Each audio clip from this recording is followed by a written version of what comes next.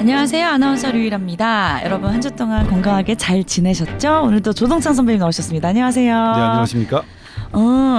아침부터 마스크 자국이 선명하게 찍히셨네요. 그래. 나이가 들어서 피부가 탄력성이 없어서 그래. 젊을 때는 마스크를 쓰건 뭐라건 이게 바로 일어났는데 나이가 드니까 이제 이게 바로 남는 거예요. 귀여워요. 괜찮아요. 네. 뭐 적응해야지. 베개 자국은 이미 우리가 많이 이제 경험해봤지만 요즘 마스크 자국 저도 너무 심하게 생겨가지고 부끄럽더라고요. 그런 가운데 오늘 너무너무 축하할 일이 또 있습니다. 뭐 이제는 자주 있는 일인 것 같아서 크게 동요되지 않으실 수도 있어요. 우리 조동찬 선배님이 한국보건의료연구원에서 줄 수 있는 상이죠. 기자상을 오늘 수상을 하신다고 합니다. 축하드립니다. 뭐 너무 자주 상을 받으셔서 이제는 뭐 어떠세요, 기분이? 뭐 고맙죠, 그래도. 네. 이건 또 상이 이제 뭐냐면 한국보건의료연구원에서는 개원 기념일을 맞이하여 올바른 보건의료 정보 제공과 근거 기반 보건의료 확립에 기여한 언론인의 공적을 기리고자 언론인 공로상을 마련하였습니다. 이거는 아무래도 마련했다는 것은 첫 없던 상이 생긴 건가요? 생긴 것 같아요. 그리고 이제 보건의료연구원은 뭐 정부 어쨌든 산하 단체죠. 네. 보건복지부 산하 단체이고 정부 출연 기관이죠.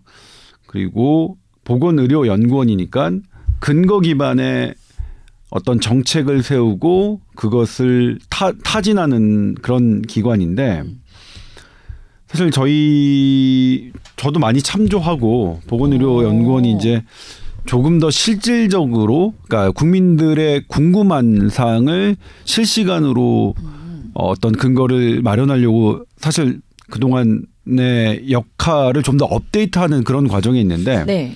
그래서 그런 방향성은 저는 대단히 지지하거든요. 네. 근데 어쨌든 가장 마음에 드는 거는 근거 기반이라는 문구가 저는 되게 마음에 들어요. 그러니까 예를 들면 저한테 하는 질문이 너는 진보냐 보수냐. 저의 답은 하나예요. 저는 근거 기반입니다. 근거를 쫓아가지. 네. 근거를 쫓아가도 틀리게 쓰는 기사가 얼마나 많은데 네. 지나고 나보면. 네.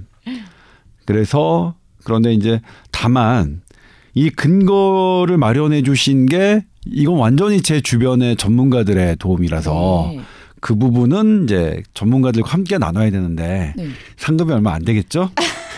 상금이 있는지 모르겠지만 함께 나눌 수 없다는 점. 나눌 수 없다는 점, 마음만 많이 함께 안타깝다는 점. 네, 마음과 영광과 감사함만 함께 나누겠습니다. 하지만 너무너무 축하드립니다, 선배님. 네. 아무튼 예. 뭐 그런 부분이죠. 제가 하지만 근거는 저는 제가 근거를 하는 데는 분명히 한계가 있고 이거는 제 주변의 전문가들이 아니면 불가능한 일임을 저는 오늘도 매일매일 깨닫고 있기 때문에 네. 이 근거 기반 보건의료의 확립은 정말로 마음에 들고 영광스럽지만 사실은 제 능력은 아니다. 요거는 제가 완전히 도움을 받고 있는 분야다. 그렇게 정리하고 상은 제가 받고 마음은 나누고 우리 뽀얀거탑 들으시는 분들도 같이 너무너무 축하하는 마음이실 거예요. 다시 한번 축하드려요, 선배님. 네, 고맙습니다. 우리 선배님이 근본이 있는 남자, 근거가 있는 남자임을 다시 한번 증명해 볼 수 있는 상인 것 같습니다. 네. 그만큼 우리 뽀얀거탑의 내용들이 아주 탄탄한 근거가 기반이 된 정보들이 많이 있다는 얘기가 될 텐데요. 그런 점에서 오늘 코로나 얘기를 또 하자면 이제 정점이라고 예상했던 시기가 좀 지났을 텐데도 여전히 30만 명대 유지가 네. 되고 있는데 이게 정점이 지난 건지 안 지난 건지 제가 그래프를 봤을 땐 잘 모르겠더라고요. 네, 그래프를 이제 어떻게 보는 게 좋냐면 네네. 매일매일 확진자 수는 달라요. 왜냐하면 요일마다 검사 건수가 다르기 때문이죠. 이건 우리나라도 그렇고 다른 나라도 그렇습니다. 네. 왜냐하면 일주일이잖아. 월화수목금토일 기분이 다 다르잖아. 그래서 전문가들이 하는 게 7일을 네. 합산해서 나누기 7을 해요. 그러면 일주일 단위로 평균을 낸다고요? 일주일 단위로 하면 평균을 해서 7로 나누면 네. 월화수목금토일이 다 들어가죠. 요일별 검사 건수의 차이에 의한 바이아스 오류를 제거할 수 있죠. 그렇게 하는데 그 그래프로 보면 3월 17일 꺾였습니다. 아, 그래요? 근데 꺾이는 속도가 아직은 가파르진 않아요. 네. 근데 그래프상으로는 3월 17일 날 꺾였고요. 지난주에 꺾인 거예요. 네.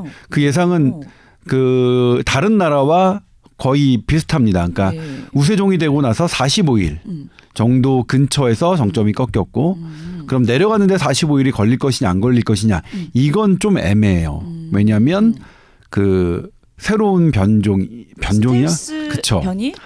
저는 스텔스 S가 되게 되게 들어가니까 꺼려하셔서 자꾸 변종 뭐 이러다가 네. 더 더듬으신 것 같은데? 저 팔뉴스에서 스텔스 예. 하는데 2번을 막혔어요. 완전. 스텔스 아니고요. 스텔스.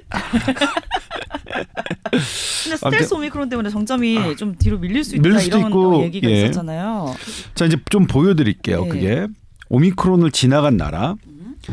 일단 스웨덴은 뭐 오미크론 아니 이제 스텔스가 우세종이 됐고요. 미국도 거의 우세종이 됐는데 네네. 지금 보면 오미크론 정점을 내려가서 계속 안정되게 유지되고 있죠. 네. 그렇죠? 네. 이거 보면 뭐 스텔스 괜찮겠네. 스텔스여도 더 뭐 그래프가 다시 올라가는 일은 없네. 네. 그런데 그래프네요. 네. 영국과 프랑스 보겠습니다. 네. 프랑스 올라갔다가 다시 두 번째 꼬리치고 그래프. 올라가죠. 예. 왜 올라가죠, 얘네들? 올라가죠. 아까 요거를 스웨덴이랑 미국은 안 올라갔는데. 그렇죠. 예. 이게 스텔스의 영향이라고 생각하는 거예요. 근데 이제 전반적으로 보면 네. 이게 세계보건기구가 전반적으로 보는 대신 사실은 타이밍이 조금 늦습니다. 근데 너무나 우리가 다 보려면 느려. 빨리 하는 놈은 그냥 부분만 보는 거야. 아, 이 세상 이치예요. 되게 철학적이네요 오늘 아침부터. 아니 근거에. 근거가 있는. 근데 남자가 세계보건기구가 이제 얘기해서 전반적으로 다 보면 예. 그러니까 스텔스 때문에 전반적으로 스텔스 비중이 올라가는 것 같은데 네. 전 세계적으로 올라가는데 전반적인 코로나 확진자는 줄고 있다 그랬어요. 그러니까 유럽 연합에서 체크한 경우에도 유럽 연합 국가 중에 한 3분의 1 정도에서는 확진자가 다시 증가하는데 3분의 2는 증가하고 있지는 않다. 근데 추세는 좀 더 봐야겠다 이런 거예요. 그래서 이 스텔스 오미크론이 우리나라에서 이렇게 꼬리를 치고 올라가는 형태가 안 와주길 바라지만 계속 내려가 주길 바라지만 대비는 꼬리를 올라갈 수도 있다는 것을 생각하고 대비를 해야겠죠.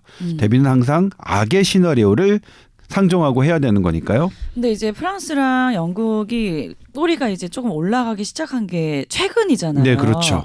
그럼 이 그래프가 3월 20일까지 20일 경쯤에 올라간 건데 앞으로 더 올라갈지 이게 뭐 내려갈지는 모르는 거죠. 모를 일이라서 모르는 거죠. 알 수가 없네요. 정말. 네, 다만 네. 그래도 다행스러운 건 영국은 꼬리치고 올라가잖아요. 네. 분명히 프랑스도. 근데 사망자는 다시 꼬리치고 올라가진 않더라. 일단은 그건 정말 다행스러운 거죠. 네. 하지만 꼬리치고 올라가는 상황에 대해서 꼬리 안 쳤으면 좋겠지만 이제 뭘 꼬리치고 사니 오미크론 너 스텔스. 말을 하다 보니까 왜 꼬리친다는 꼬리치지 말고 그냥 쿨하게 가라 너. 꼬리치는 거 좋아하시잖아요. 여성분이 아름다운 저한테요? 여성분이 예. 완전 영광이죠. 근데 그게 뭐야 한 30년은 더 된 것 같네. 그런 경험이. 그냥 TV나 영화에서만 보는 거예요. 네. 근데 오미크론아 너는 정말 꼬리치지 않고 내가 꼬리치는 걸 좋아하는 스타일이긴 하지만 너는 꼬리치지 않고 우리나라에선 그냥 물러왔으면 좋겠다. 그러게요. 정말. 네. 하지만 대비는 해야겠죠. 그런데 근데 그 영국이랑 프랑스는 올라가고 미국은 올라가지 않는 차이점은 아직 딱히 분석된 건 없는 거죠. 네, 근데 추정은 하고 있어요. 아, 네. 어떤 걸로요? 지금 여기에 제가 하진 않았지만 스웨덴은 일찌감치 어떤 나라였죠? 집단 면역 실험에서 풀었던 나라지. 예. 욕을 먹었었죠. 예. 국내 일부 뇌피셜 전문가는 스웨덴의 미친 짓이라고 했어요. 그런데 당시 스웨덴의 이 정책을 결정한 사람은 우리나라의 국내 전문가 미친 짓이라고 하는 국내 전문가와는 비교도 안 되는 어마어마한 학자죠. 네. 그래서 우리나라 국내 진짜 전문가들은 스웨덴을 욕하진 않았어요. 스웨덴의 입장에 찬성하진 않지만 했죠, 그때. 찬성하진 네. 않는다. 너무 위험해 보인다. 찬성하진 않았지만 욕하진 않았어요. 네. 그러니까 그 미친 짓이라는 발언이 얼마나 본인의 지식이 샬로우한 거를 드러내는 거예요. 자기보다 한참 그 경력이 높고 어마어마한 학문 지식이 있는 사람이 정한 결정에 예. 아주 미천한 전문가가 미친 짓이라고 한 거죠.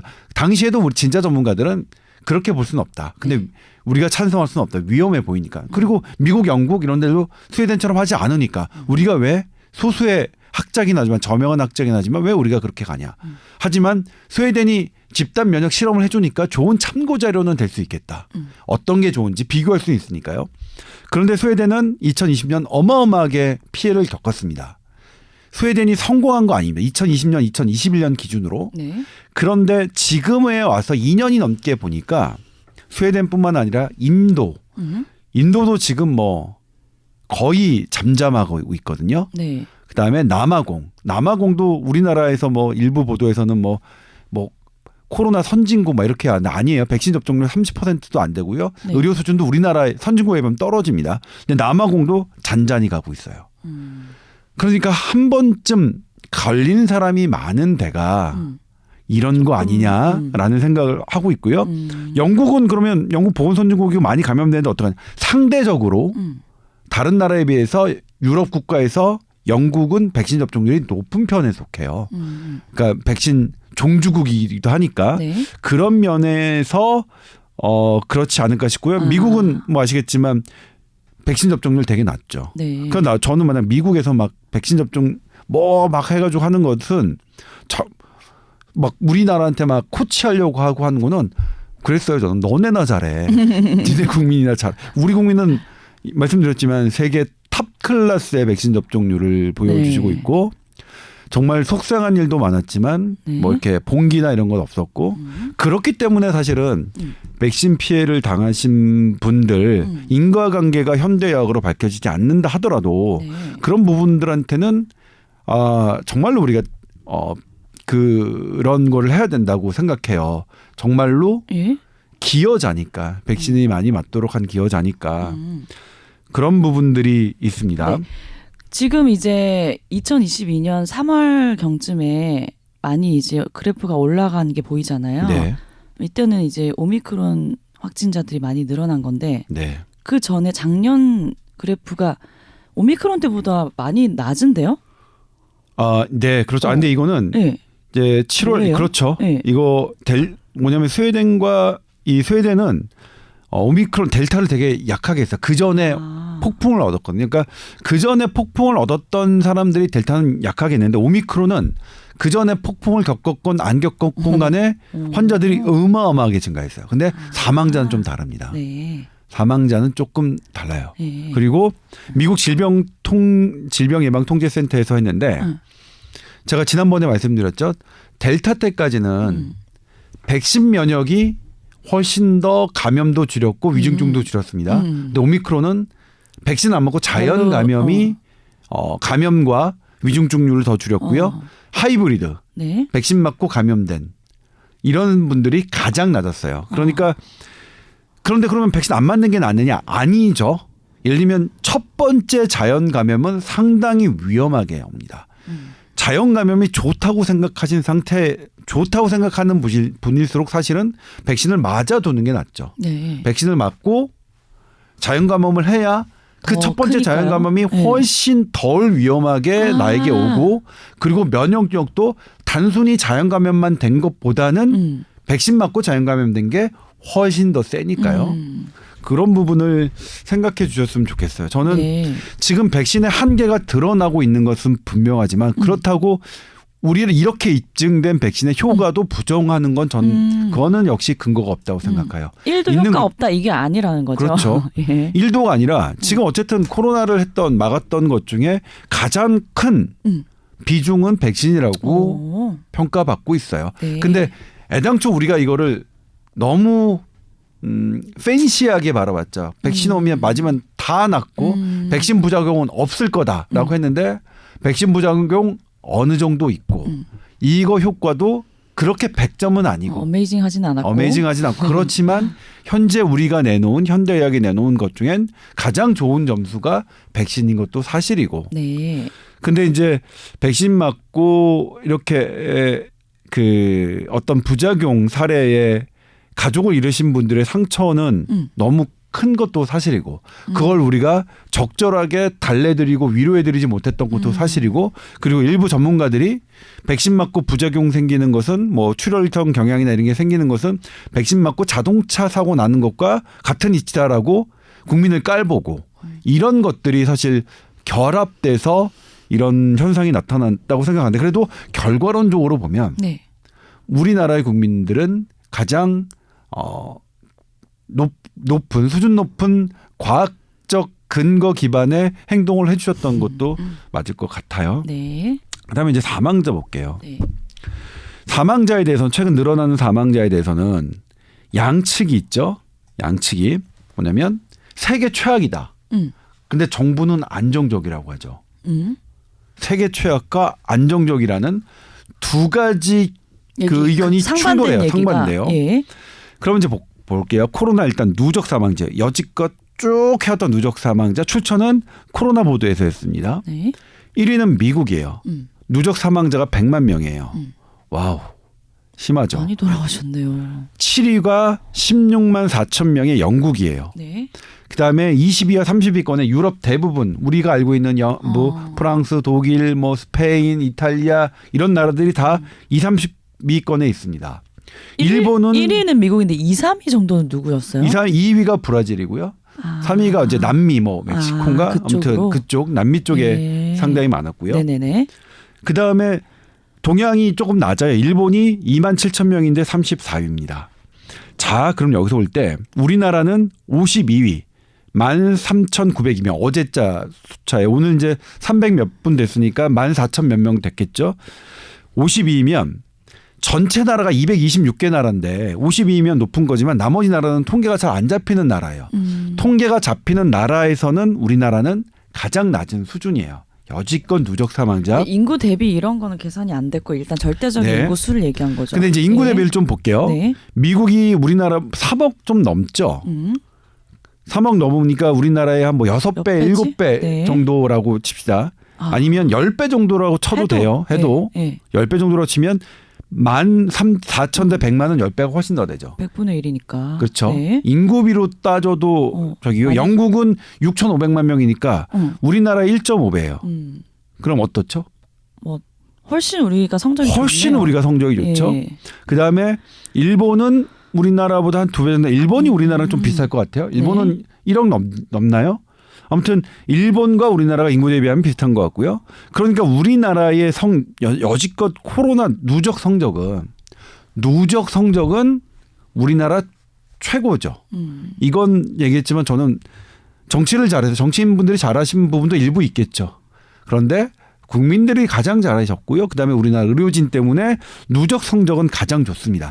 그런데 뭐냐면 누적 성적은 좋은데 얘가 최근에 월말고사 최근 모의고사 성적은 어떤지도 봐야 되잖아요. 그렇죠? 네. 누적 성적이 가장 좋은 거는 우리나라가 맞습니다. 네. 근데 최근에 모의고사를 볼게요. 지금 이거는 뭐냐? 인구 100만 명당 네. 인구 100만 명당 하루 확진자 수예요. 네. 그러니까 인구비를 다 감안한 거죠. 네. 우리가 지금 누적 사망자 1위. 그러니까 2년 동안 누적 사망자가 가장 많은 1위, 가장 최악이라고 불리는 미국보다 높아요, 3월 지금? 10일부터 치고 올라갔어요. 이건 확진자 이거 수죠? 아니요, 확진자 수가 아니라 사망자 수가. 사망자 수예요? 네. 지금 제가 오늘 말씀드린 사망자 수입니다. 100만 명당 사망자가. 그러니까 3월 10일서부터 확 저희가 우리의 높은데. 최근 모의고사 성적은 안 좋은 거죠. 이게 무엇이 되든 간에 그렇죠. 어쨌든 간에 이건 그러니까 이게 적분이거든요. 그러니까 예를 들면 이 곡선을 하는 이 적분해 가지고 인테그랄 넣어 가지고 적분을 하면 누적 사망자 수가 나오는 거예요. 네. 우리나라는 쭉 보면 누적 사망자가 당연히 적죠. 여기서부터 쭉 바닥을 기고 있으니까요. 근데 델타 때 이만큼 냈고 오미크론 때 이렇게 가는 거예요. 그러니까 우리의 최근 성적은 현재 안 좋다. 과거 성적으로 우리가 하니까.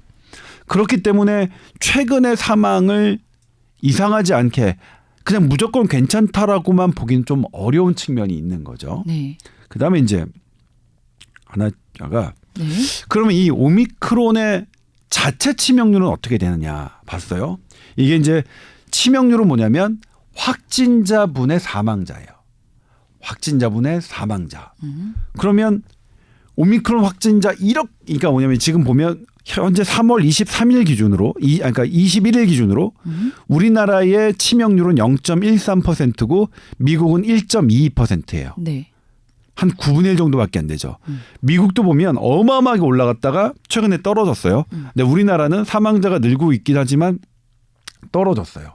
이건 왜 나오냐. 사망자가 느는데 치명률이 떨어지려면 분모가 커지는 수밖에 없죠. 네. 확진자가 어마어마하게 크다는 거예요. 네네. 그러니까 사망자가 늘고 있는데 확진자가 어마어마하게 늘어나니까 현재 치명률이 낮아진 거예요. 네. 그런데 이걸 보면 이거 그러면 안정되게 관리되고 있네라고 볼 수도 있어요. 그렇죠. 일단 우리 오미크론 잘 막고 있어요. 그런데 뭐냐면 다시 사망자 숫자만 봐요. 절대적인 사망자 인구 수만 봤을 때는 100만 명당 사망자 수는 현재 우리나라가 미국을 오르고 있어요. 네. 3월 10일부터예요. 근데 현재 누적 치명률은 우리나라가 미국보다 9분의 1밖에 안 되는데도 인구 100만 명당 사망자 수는 올라가요. 이 지표들을 우리가 정말로 대단히 정확하게 볼 필요가 있어요. 그러니까 자칫 누적 사망자와 이것만 보면 현재 우리 문제가 없는 것처럼 보이지만 따지고 봤더니 인구 100만 명당 사망자 수는 누적 사망자가 우리나라의 거의 100배 되는 치명률은 거의 9배 되는 미국보다 더 많다는 이 불일치를 정확하게 짚어내야 되거든요. 이건 뭐냐면 확진자가 어마어마하게 많이 넣지만 대부분의 확진자가 0.13%의 치명률이니까 우리가 다 관리할 필요가 없다. 관리도 안 되고. 우리가 중요한 건 뭐냐면 이 0.13%를 차지하는 사람들을 집중해야 된다. 왜냐하면 그분들의 숫자가 미국 100만 명당의 숫자를 뛰어넘었기 때문에. 네. 그래서 그래서 사망자 관리는 지금 필요한 거예요. 우리한테는. 네. 근데 사망자 수만 봤을 때 우리나라 상황이 지금 뭐 최악의 상황이다라고 말하기도 이 그래프를 봤을 때는 확실한 근거는 아닐 수 있다라는 그렇죠. 얘기도 되죠. 그다음에 이제 뭐냐면 어제 일부 전문가가 우리나라 환자 사망자가 1,000명이 넘을 거라고 했는데 근데 왜냐면 이제 코로나는 위중증 환자 중에서 30에서 40%가 사망해요. 30%가 사망한다고 보는데 네. 이걸 좀 크게 잡아서 50%가 사망한다고 하더라도 네. 그러려면 1,000명의 사망자가 나려면 2,000명이 있었어야죠. 근데 지금 오미크론에서 우리가 2,000명까지 위중증 환자가 간 적이 없어요. 그러니까 예를 들면 있는 그대로의 위험성을 봐야지 또 위험성을 과대 포장해서 막 온 국민을 벌벌 떨게 할 필요는 없을 것 같아요. 네. 저는 이 위험성을 너무 부각하는 것 혹은 위험성을 너무 가볍게 생각하는 것 양측이 다 문제라고 생각하거든요. 네. 우리가 위험성은 있는 그대로의 위험성을 정확하게 봐야 되고 그리고 어느 순간에 그 위험성이 있는지를 캐치해내야 우리가 집중할 수 있다라고 생각을 해요. 네. 예를 들면 위에 암이 있어요. 위는 제가 저기 하니까 제 전공 분야가 아니니까 뇌에 암이 있어요. 네. 뇌에 암이 있는 부위를 정확하게 찾아내서 그 암을 해야지 뇌 전체를 드러내면 안 되잖아요. 네네. 그러니까 뇌 전체를 드러내자는 그런 조언도 사람을 죽입니다. 뇌 전체가 없으면 당연히 죽죠. 네. 정확하게 있는 그대로의 그렇다고 뇌 암이 없다. 그냥 살아도 된다. 이것도 문제잖아요. 그것도 사람을 죽이지만 네. 뇌 전체를 드러내자고 하는 전문가도 사람을 죽입니다. 똑같이 죽여요. 사람을 죽이는 건. 그러니까 정확하게 뇌 암의 위치를 찾아내서 뇌 암만 정확하게 드러내는 전문가가 사람을 살리는 겁니다. 그래서 우리는 정말로 진짜 전문가의 갈증을 느껴야 하고요. 사실 이거 뽀얀거탑 들어오기 전에 저희 팀 기자들하고 제가 이제 어마어마한 논쟁을 했는데 네. 어떤 걸로요? 예를 들면 이제 뇌피셜 전문가들의 어떤 발언들이 오면 이게 왜냐면 기사의 구성 요소를 하면 전문가를 써야 되는데 네. 제가 이제 그 부분에 대해서 문제 제기를 하면 이제 후배들 기자들은 제 동료들 기자들은 너무 힘들어 하는 거죠. 그리고 말은 안 했지만 제가 팀장으로 그러니까 우리 일진으로 있으면 제 밑에 동료 기자들은 제 눈치 얼마나 보겠습니까? 그럼에도 불구하고 제가 얘기를 하면 조심하고 눈치 보고 하는데 조 선배 또 뭐 서운했나 보다 이렇게 하니까 네. 참 마음이 아프더라고요. 근데 그럼에도 불구하고 제가 이제 계속 이런 부분을 지적하는 이유는 잘못된 전문가의 어떤 발언이 사람의 생명을 앗아갈 수 있기 때문이에요. 예? 네. 그러니까 뇌 전체를 드러내는 것도 사람을 죽인다는 거 말씀드리겠고요. 네. 자, 그런데 그러면 이제 이거를 제가 요거는 슬라이드를 준비를 못했는데 우리나라가 어디에 집중을 해야 되느냐를 좀 봐야 돼요. 네. 지금 현재 우리나라의 코로나 사망자 수는 80대 이상이 제일 많아요. 그래? 그럼 80대에 집중해야 되나? 뭐 연령대별로 쭉 보니까 그래요. 근데 또 하나 지표가 뭐냐면 네. 과거 코로나 이전보다 어느 연령대에서 가장 사망이 늘었을까 하고 봤어요. 코로나 이전이면 2019년서부터 5년까지예요. 네. 비교해 봤는데 네. 얼마나 더 사망했느냐. 왜냐하면 2019년 코로나 이전과 코로나 이후에 가장 큰 변수는 코로나니까. 다른 거 암 사망률 무슨 교통사고 이런 거는 거의 비슷하니까. 봤더니 어느 구간에서 초과 사망률이 제일 늘었냐면 65세에서 74세예요. 아니 지금 현재 80세가 코로나 사망자는 제일 많은데 네. 과거에 비교했더니 65세에서 74세가 가장 더 많이 늘었어요. 좀 무서운 게 네. 막 많이 고령자가 아니시네요, 그러면. 그렇죠. 네. 그러니까 이건 뭐냐면 예를 들면 80세 사망자가 제일 많은데 80세 사망자 중에는 과거에 질환으로 사망했을지만 우연히 코로나에 감염돼서 사망한, 그러니까 오미크론 자체가 사망까지 이르게 하지는 않은 사망이 많이 포함되어 있을 수 있다는 거예요. 네. 물론 80대도 과거보다 초과 사망은 늘었습니다. 네. 안 늘었다는 게 아니에요. 늘었지만. 근데 65세에서 74세가 가장 늘었다는 건 뭐냐면 이분들은 코로나가 아니었어. 오미크론이 아니었으면 돌아가지 않으셨을 분들이 가장 많은 연령이 65세에서 74세라는 거예요.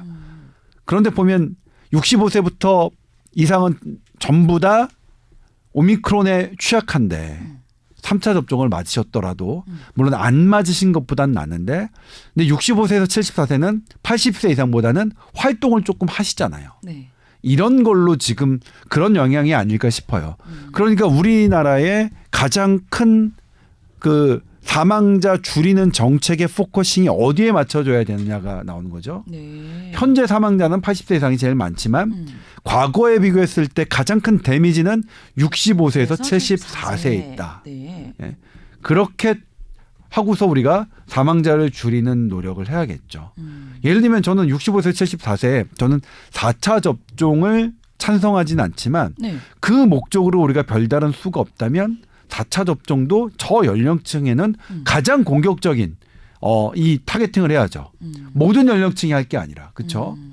그다음에 또 하나 네. 중증 환자 치료제가 좀 나와 있어요. 네. 그거 지금 우리나라는 도입 안 되고 있고 미국, 영국, 유럽은 쓰고 있어요. 네. 이 연령층의 고위험군에 중증에 빠졌을 때 그런 약 쓰는 것 왜 고려 안 할까요? 400억 정도면 한 2만 명한테 쓸 수 있는데. 네. 예?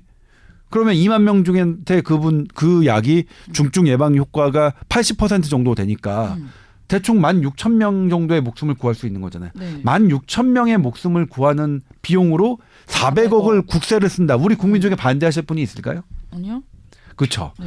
이 부분이 너무 안타깝고 도대체 어떤 논리가 작용하길래 사망자를 막겠다고 하면 이 모든 지표가 주는 그런 사인이 있죠. 예?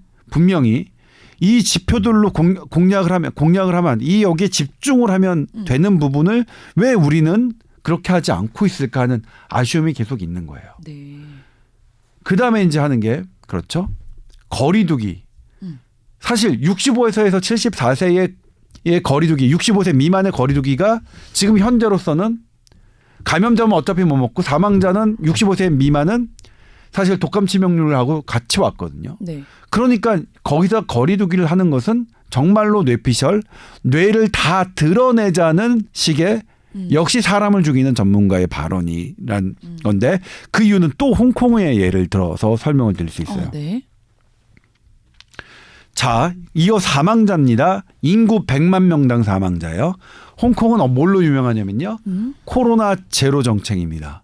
2년 동안 가장 강력한 거리두기를 해왔습니다. 그러면 지난 2년까지의 사망자 보면 전 세계 최저였습니다. 뭐 코로나 선진국 해가지고 뭐 홍콩의 뭐 성공 사례 스토리 이런 게 마구마구 나왔어요. 네. 그런데 지금 사망자 우리나라가 지금 세계 3, 4위권인데 미국보다도 높아졌죠. 그런데 어떻습니까? 왜 이렇게 사망자 높아졌어요? 홍콩? 네. 세계 최대 사망입니다. 네. 현재 세계 최대 사망은 세계 최악은 홍콩입니다.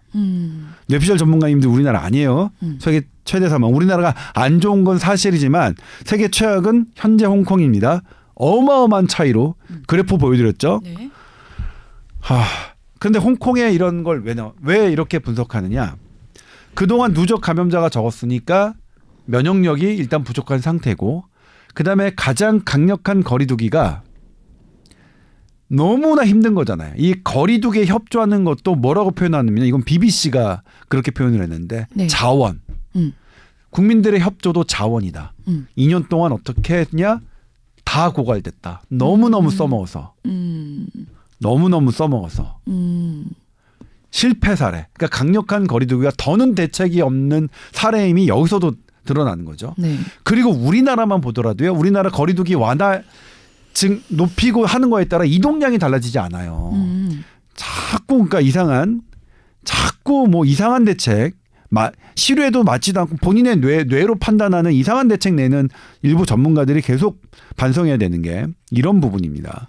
우리나라의 사람을 살릴 수 있는 대책이 아니면 사람을 죽입니다. 전쟁 상황에선 그래요. 이기는 정책이 아니면 다 져요. 지는 건 죽는 정책이에요. 당신들의 뇌피셜이 사람을 얼마나 죽이고 있는 거를 정말 아셨으면 이렇게 작전 갖고 다 해서 지표 갖고 해도 사람 죽어요. 네. 그게 전쟁이에요. 그게 팬데믹이에요. 예? 최선을 다해도 사람이 죽는 걸 막을 수가 없는 게 팬데믹 상황인데 시국을 엄정하게 보고 제발 좀 있는 지표대로 해주세요. 아무튼 이런 것들은 뭐 저 계속 말씀드리지만 그래도 이렇게 일해주시는 전문가들이 있다. 우리나라에도. 다만 이 전문가들이 언론에 등장하지 않는 게 사실 문제다. 기자들이 찾지 않는 것도 문제고 이 전문가들이 기자들 앞에서 나오시지 않는 것도 문제다. 이런 부분이 있어요. 그러니까 뇌피셜 전문가들만 계속 등장하는 거죠. 예? 그리고 그런 거에 악화가 이제 뭐 구축이 돼가지고 되는 거죠. 그럼에도 불구하고 전반적인 상황은 누적적인 우리나라 성적은 뭐 좋은 거고요. 네. 아무튼 이렇다. 이런 부분들이 있는 것을 봐야 되겠죠. 그러니까 이 대책 여기서 거리두기 대책을 내놓는 거는 네. 안 되겠죠. 그러니까 홍콩이 이렇게 사망자가 확 늘어난 거는 거리두기를 오히려 이제 너무 강력하게 한 거에 대한 부작용이라고 할 수 있는 건가요? 부작용도 한 원인이라고 보여지는 거예요. 네. 예를 들면 뭐 홍콩도 뭐 백신 접종률이 그렇게 낮은 나라는 아니거든요. 네. 그리고 거리두기는 뭐 지금도 하고 있거든요. 네. 뭐 2024년까지 국경 봉쇄하겠다 이렇게 하고 있어요. 그런데도 뭐냐면 내부의 특파원들이 이제 취재를 해보니까 사람들이 거리두기는 이렇게 강화됐지만 내부적으로 지키지 않는다는 거예요. 더는 살 수가 없으니까. 근데 그거 우리 그 허윤석 선배가 그 전쟁이 나니까 본인이 이제 이라크 전에 취재를 갔을 때를 말씀하시는데 네. 처음에 처음에 딱 하니까 첫날 두 날은 대포 소리 총소리가 들으니까 잠을 못 자겠대요. 무서워서. 근데 나중에는 적응돼요. 적응되더래요. 그냥 아이 네. 몰라. 그 못 살겠으니. 왜냐면 그 말씀을 하시더라고요. 못 살겠으니까. 두려워서는 못 살겠으니까. 언제까지 두려우면서 이렇게 살 거예요. 그다음에 또 하나가 이제 뭐냐면 지금 우리나라 현장에도 벌어지고 있는데 우울증 환자들이 너무 늘었어요. 지금. 그렇다고 하더라고요. 네. 그러니까 그렇게는 못 살겠어서 아이 몰라. 나 이렇게 못 살겠어서 이렇게 하는 게 우리나라만 그러겠어요? 네. 홍콩도 그러겠죠. 거기다가 자꾸 뭐 하자. 그다음에 이제 지금도 얘기하지만 신속 항원 검사로 조기 투약을 안 돼가지고 하는 것도 커다란 실패라고 했죠. 전문가들의 예를 들면 부조리라고 저는 보여져요. 네. 지금 그들이 막 50%도 안 된다. 기사 떨어져. 뭐 얼마? 30%도 안 되니까 이걸 하면 대란이 일어난다. 그렇게 얘기했어요. 그런데 지금 자체적으로 해보니까 우리나라 자가도 90%고 전문가역은 95%였어요. 예?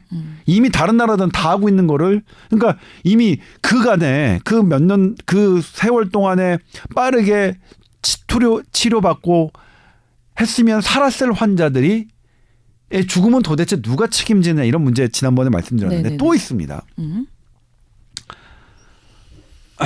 이게 이제 너무 안타까운데 제가 인터뷰했던 분이에요. 폐 사진이 나왔네요. 네. 네.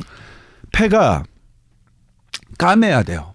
폐는 까매야 돼요. 공기가 들어가 있는 게 까만 네. 거죠? 까만 거예요. 네. 오.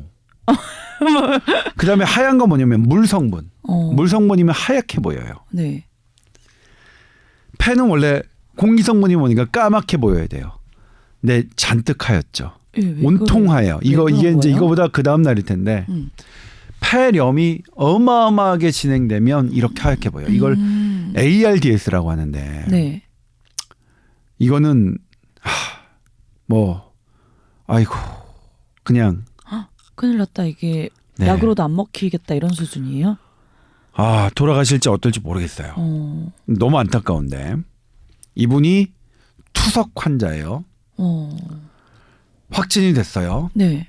확진된 투석 환자가 투석실 찾는 건 하늘의 별따기예요. 제가 2번 이상 보도해드렸는데 이분 투석실 못 찾으니까 어떠하셨나. 투석을 3번 받아야 되는 일주일에 네. 일주일에 1번 받으셨어요. 본인 몰아서 원래 4시간 받는데 6시간 넘게 받으셨대요. 죽는 줄 알았대요. 6시간 4시간도 힘든데. 아이고야. 그 다음에 격리 해제됐어요. 네. 격리 해제돼서 병원에 가서 엑스레이 찍으니까 이렇게 나온 거예요. 네. 의사선이 그래서 재빨리 중환자실로 보내드렸어요. 이렇게 가셨어요. 네. 그럼 이분이 격리된 초기 때 팍스로비드 처방 받으셨느냐? 못 받으셨어요. 왜요? 팍스로비드는 콩팥병 환자한테 투약 금기예요. 미국에서는 어땠을까? 영국에서는 콩팥병 환자 뭐 처방하는지 아세요? 뭐 처방해줘요? 라게브리온이요. 왜? 우리 다음 주부터 처방나는 라게브리온을 미국과 영국과 프랑스는 진작에 들여와서 콩팥병 환자들한테 했어요. 했어요. 이분이 투석 3번 다 받고 라게브리온 처방 받았다면 어땠을까요? 그래도 지금처럼 돌아가셨을 것 같긴 해요. 그런데 환자 본인은 물론 가족은 물론 지켜보는 우리도 물론 아쉬움은 덜했겠죠. 누가 이분에게 투석 거르게 했고 라게브리온 투약 못하게 했나요? 이게 우리예요. 제가 어제는 너무나 화가 나서 라게브리온을 하는 제약사 MSD 담당자한테도 화를 냈어요. 당신들은 왜 대관 업무 이런 거 전문가 로비 같은 거 제대로 못 해갖고 라게브리온 못 들어오게 하느냐. 네. 야, 미국, 영국은 다 세상 다 들어왔는데 우리나라 못 들어왔는데 물론 몰라. 이렇게 투약 환자들 분명히 이렇게 팍스로비드는 투약 금기 대상이 많아서 정말로 고위험군한테는 처방이 안 되니까 라게브리온 좀 떨어지더라도 이게 들어와야 된다라는 것들을 간파하지 못한 그리고 일부 이런 전문가들 때문에 하지만 다른 나라는 다 처방하고 있어요. 더 냉정하게 말씀드릴까요? 이미 미국에서는 라게브리온 처방이 팍스로비드의 처방을 지난달 2월 달에 뛰어넘었어요. 그리고 지금은 라게브리온도 세상에 나와 보니까 위중증 사망 위험도가 60에서 80%까지 돼요. 왜냐하면 초기 임상시험에서 위중증 예방률이 30%밖에 안 된다는 근거 때문에 안 했는데 제가 그때 보도했어요. 파이자는 88%, 얘는 처음에 50%, 30%인데 라게브리온의 임상시험 대상자는 훨씬 더 중환이었어요. 파이자는 훨씬 더 경증 환자였어요. 네. 그래서 직접 비교할 수가 없어요. 그러니까 다들 들여놓고 하는 건데 일단 그리고 이런 고위험군한테는 써야 되잖아요. 집중해서 좀 빠르게 대처해야 될 부분들이 간과되고 있는 거네요. 네, 계속 말씀드리지만 면역 저하자 분들한테 할 수 있는 비싸요. 그 약. 1인당 100만 원 넘더라고요. 근데 사망자 줄이자면서요. 한 명이라도 왜 안 들어놓고 만 하세요. 네? 정말 이 부분이 화가 나. 저 어제 제가 이제 이 환자의 엑스레이를 그 전에 받고 보도할까 말까를 너무나 고민했어요. 그러니까 일단은 너무나 안타까운. 그러니까 저한테 인터뷰를 해주신 분이 이렇게 악화가 됐다고 하니까 그러니까 왠지 모를 그런 죄책감 이런 것도 들고. 근데 어제는 이제 막 작심하고 했는데 너무너무 화가 나요. 다 화가 나요. 우리가 물론 이제 우리 국민 전체가 잘하셨고 의료계 종사자들이 대부분 잘하셔서 우리 토탈 성적은 좋은 거니까 할 수는 없지만 우리 사망자가 문제라. 도대체 어떤 전문가가 거기에 했길래 라게브리온 못 들어오고 파이자 약만 들어오게 했는지. 할 수 있는 방법들이 있는데 그걸 빨리 적용을 할 수 없는 상황이 너무 안타깝네요. 네. 몰라요. 그러니까 라게브리온 들으셨다 하더라도 네. 어차피 결과가 똑같을 수도 있겠죠. 투석 3번 받으실 수 있더라도 그러실 수 있겠죠. 근데 이거 왜 빨리빨리 안 되냐고요. 이게 문제가 된 게 언젠데. 감염되더라도 좀 투석 받게 해주시고 이분들부터 좀 약을 주자고요. 정말. 아유. 그러니까 뭐냐면 저는 가끔 제가 뭐 어떤 막 정부 브리핑 이런 거 할 때 난 지금 뭐 하는 놈이지? 그러니까 자괴감이 들어요. 그러니까 이렇게 현실적에서는 투석 못 받고 약 못 먹어서 그러니까 이런 게 당장 아쉬운데 그냥 유토피아적 얘기하는 거예요. 그냥 소설 속의 얘기. 그냥 이걸 사자성어로 하면 탁상공론인 거죠. 탁상공론으로 사망자 이런 얘기하지 마시고요. 이런 분들한테 약 드릴 수 있는 그래 병실 넘쳐나는 거 알겠어요. 근데 병실 짓고 하는 거 없죠. 이분들 집에 계셨을 때 이분들 어쨌든 어디에 계시더라도 먹는 약 투석 받게 해드리면 안 되나요? 그게 지금 제일 급한 건데 제일 급한 거는 눈을 감고 근데 왜 파이자 약만 들어온 거예요 도대체? 기자님들 좀 취재 좀 해주세요. 나도 기자인데 지가 취재 안 해놓고 남 탓하고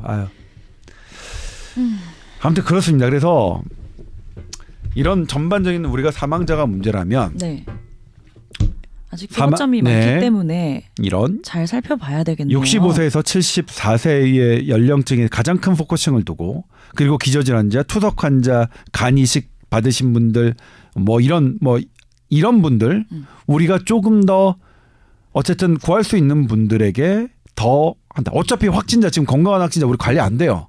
우리나라만 관리 안 되는 게 안 돼요. 그러니까 저는 뭐냐면 확진자 발표 안 했으면 좋겠어요. 차라리 위중증하고 사망자 이것만 했으면 좋겠어요. 계속 그냥 사망자를 줄이는 게 더 중요한 거라면. 아무튼 그렇습니다. 제가 오늘 격한 말을 했는데 죄송합니다. 그리고 지난번 방송에서 제가 이제 뭐냐면 그 오미크론이 그냥 이거를 다르게 온다는 것에 대해서 우리 또 최고의 전문가께서 그 오류를 지적해 주셨어요. 그래서 저는 오류를 지정한 거를 인정을 했는데 어떤 부분이죠? 근데 이거를 설명하기는 너무 어려워요. 그러니까 너무 이제 예를 들면 이제 TMPRSS2 이 리셉터가 등장해야 되니까. 근데 아무튼 약간은 다른데 이제 이게 오미크론이 코점막에 들어오는 것도 리셉터가 없는 건 아니고요. 다른 거를 활용해서 하는 거다. 그래서 그게 이제 코점막, 폐에는 적고 코점막에는 상대적으로 얘가 들어올 수 있는 통로. 그러니까 예를 들면 오미크론은 코점막에는 얘가 들어올 수 있는 통로가 더 많고 폐에는 얘가 들어올 수 있는 통로가 더 적어서 얘는 폐한 거고 그러니까 코와 입에 더 많이 간다. 이렇게 정정을 해주셔서 다시 한번 그 말씀드리겠습니다. 아무튼 감사드리고요. 그분이 또 뽀얀 것 다 답을 들으셨나 봐요? 계속 부담스러워 죽겠어. 아니 최고의 전문가가 왜 내 뽀얀 것 답을 듣냐고. 내가 준 자료 잘 그렇지. 설명하고 계신가 한번 들어보셨나 봐요. 그런 것 같아요. 네. 감사드립니다. 네, 그런 분들 때문에 제가 먹고 살아요. 근데 아무튼 그렇습니다. 그래도 제 감은 그러니까 지금 결국은 조금 지나갈 것 같다고 생각하세요. 그러니까 정말로 끝이 온 것 같고 그다음에 어떻게 될 거냐. 그러니까 스텔스는 크게 위험을 그러니까 별로 말씀들을 안 하세요. 그다음에 델타 크론도 별로 말씀들을 안 하세요. 제 단톡방의 전문가분들이. 그러니까 지금 우리나라의 전문가분들은 스텔스와 델타 크론을 그렇게 위협적으로 보고 계시지는 않아요. 근데 어떤 게 나타날지는 모른다. 본인들도 모르신대요. 그거는 모른다. 진짜로. 안 나타났으면 좋겠네요. 그러니까 꼬리치지 마. 꼬리치지 말고 쿨하게 가자. 쿨하게. 이 정도 변신했으면 됐지. 더 이상 변신하지 말자. 네. 그렇죠. 아유. 오늘 이제 방송 끝나고 바로 가서 이제 기자상 받으시는데 네. 뭐 거기서 수상 소감 같은 거 말씀하세요? 아니요. 그런 자리는 아니고요. 아 그래요? 그냥 내부에서 그러니까 언제 저기 할까를 하다가 그냥 식사 자리에서 그냥 수여를 하는 걸로 결정을 하셨나 봐요. 그러니까 네. 사실 그렇죠. 뭐 이게 코로나 시국인데 뭐 거창하게 맞는 것도 좀 그럴 수 있고요. 아무튼 제가 상 받는 거는 뭐 전 개인적으로 좋은 일입니다만 이런 사망자분들을 접할 때 그리고 또 이제 우리 오늘 한성희 기자가 오늘 보도하겠습니다만 네. 장애인들 그다음에 기저질환을 앓고 계셨던 분들이 사실은 코로나에 가장 큰 데미지를 입고 계셨던 분들인데 아무튼 그렇습니다. 그렇습니다. 아휴 오늘 근데 나 너무 화낸 거 아닌가? 약간 조금 아니요? 너무한 거 아닌가? 평소만큼 화내셨어요.